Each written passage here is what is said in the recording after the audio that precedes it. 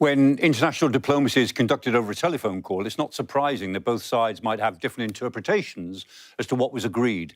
And both the White House statement and the Kremlin statement make for an interesting comparison. So this was the White House statement, really quite short.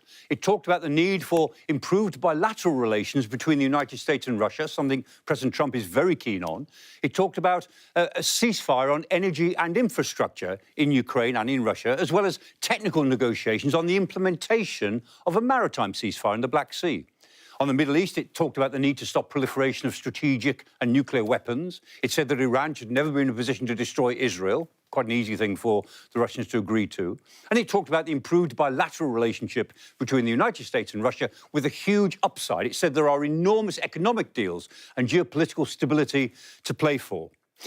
The Kremlin statement, by contrast, was rather longer, and it said lots of things, but let's look at what it said about Ukraine itself. It said that a Ukraine ceasefire must be part of a comprehensive, sustainable and long-term process, a peace deal. In other words, you can't have a ceasefire until you've agreed everything. It talked about the need to eliminate the root causes of the crisis, which in President Putin's mind is everything he's been complaining about for the last 10 years or so. It talked about having effective control over a possible ceasefire along the whole line of contact, which is actually 1,200 kilometres. It talked about the need to stop the Ukrainians continuing to mobilise or to have armed forces in Ukraine or build up their armed forces during a ceasefire. So, in other words, the Ukrainians weren't allowed to improve their position at all. And it called for a complete cessation of foreign military aid and intelligence sharing with Kiev, something that the Russians don't have to do themselves, but they're demanding that the Ukrainians do it.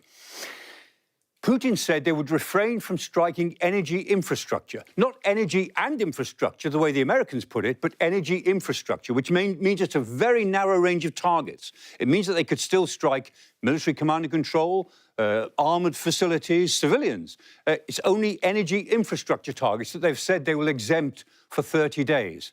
And President Putin said we've responded positively, and he's immediately given the Russian military the corresponding order to carry this out now, tonight. But actually, it doesn't mean a whole lot. In the Black Sea, it was agreed to begin negotiations towards a ceasefire. And if we look at a map of Ukraine, we see what this agreement really hasn't covered, which is a ground force ceasefire. The fact is, President Putin doesn't want a ceasefire on the ground because he's snuffed out the Kursk pocket in the north. He's got maybe 60,000 troops that he can redeploy round to the south and the southeast. And that, in 3 or 4 weeks' time, could make a real difference. And so as they take their different interpretations away from it tonight, President Trump will say that we've started the process of creating a peace plan. President Putin will know that that peace process will take a long time. And the longer it takes, the better off he thinks he will be on the ground in Ukraine.